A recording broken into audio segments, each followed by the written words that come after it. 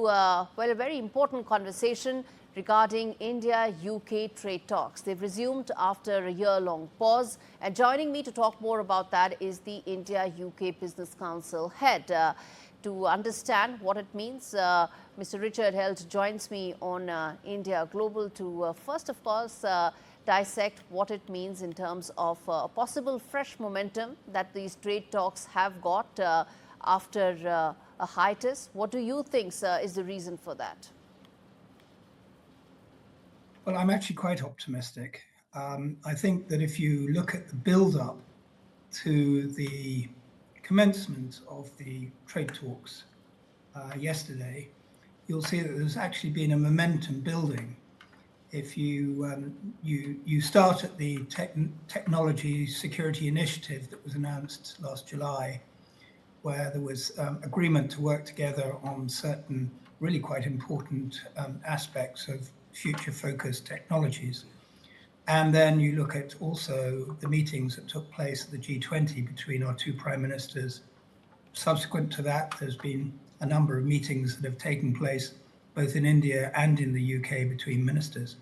You can see that there has been a momentum building into the events of the past 24 hours, and also the negotiators are sitting in a room at the Ministry of Commerce and Industry right now.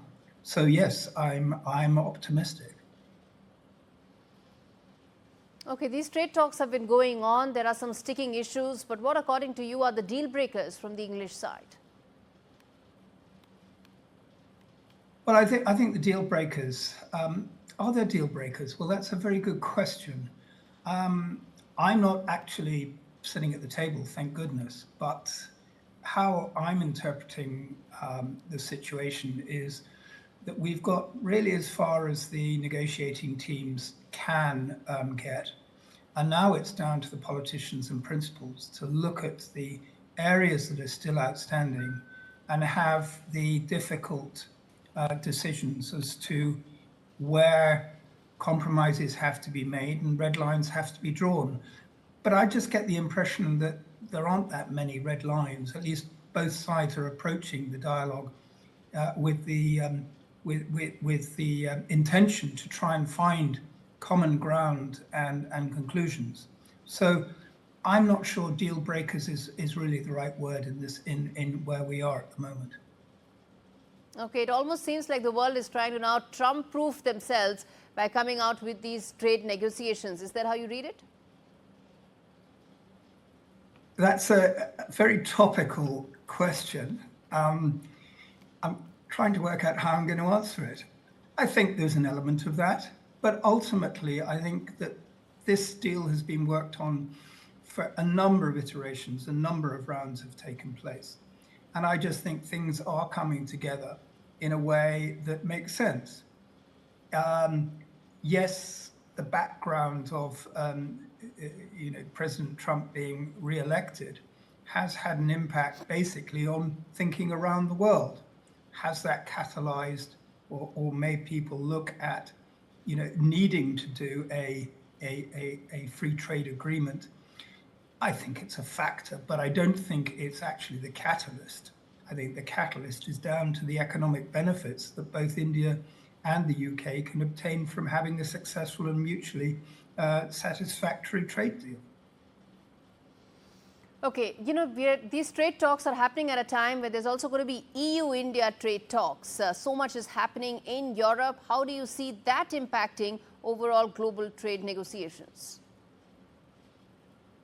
I think it will. And I say that because if you look at the economic situation that not only Germany is facing, which is unusual for them, they haven't been in this sort of situation for nigh on 40, 50 years, but also more broadly in Europe, and particularly if you want to compare the situation in Germany on on debt level to GDP to France, where it's significantly worse, then Europe itself is in difficult economic situation.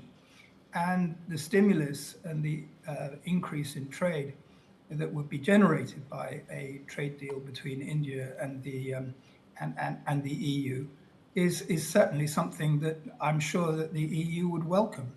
So I think that clearly the election of the CDU as the largest party within a coalition that is yet to be formed, I think will facilitate discussions into a free trade agreement, and hopefully successfully.